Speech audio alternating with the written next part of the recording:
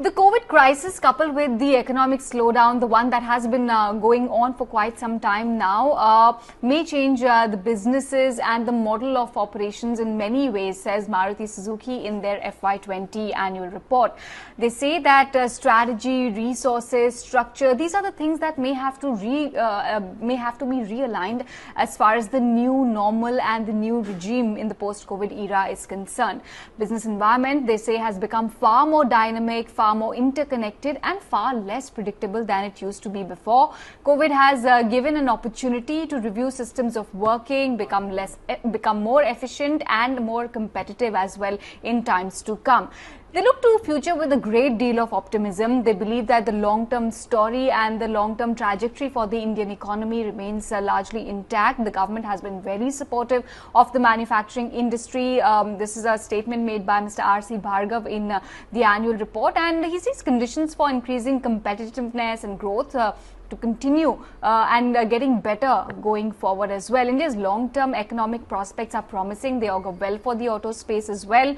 The Indian economy, they say, is very resilient, and in fact, if you look at how the various countries have typically panned out in earlier and in previous historic financial crises, they believe that Indian economy could actually rebound and recover far better and far earlier compared to several other countries. Maruti, they said, is making all-round efforts to both participate and drive this recovery.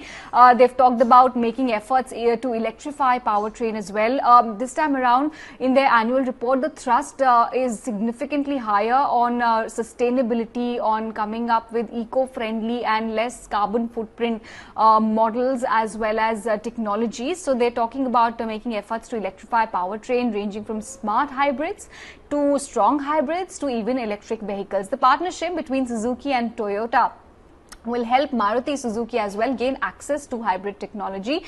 So in time to come, they will be working on these technologies and these aspects quite strongly. Talking about specifically COVID-led impact, the sudden halt of businesses because of the lockdown put significant pressure on the cash flows of many of their suppliers, vendors, dealers as well. They had to provide them with cash flow support to ensure they're able to meet their financial obligations as well. Since the easing of lockdown, they're seeing some amount of demand that's starting to recover. The biggest challenge right now is to ramp up production.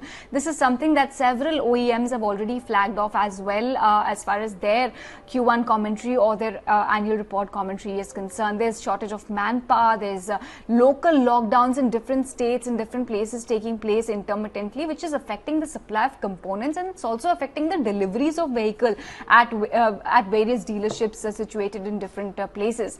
As far as demand trends and consumer preferences are concerned, they're saying it's too early to judge whether the demand is only because of pent-up sort of demand, or is it because we're actually seeing some substantial and some incremental recovery, some long-term trend that's taking place. So it's too early to judge on that front. Sales in rural areas definitely much stronger if you compare them with urban areas. They're hoping that in the second half of 2020-21, sales may near performance of last year, and by 21-22 they should be better. They should be on a faster growth trajectory.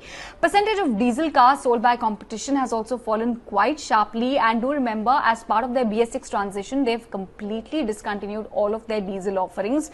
Market at present seems to favor smaller hatchbacks, petrol as well as diesel cars, and fortunately Maruti is very well placed in all of these three segments, so there's nothing much to worry about as far as their offerings are concerned. They're quite sorted on that front.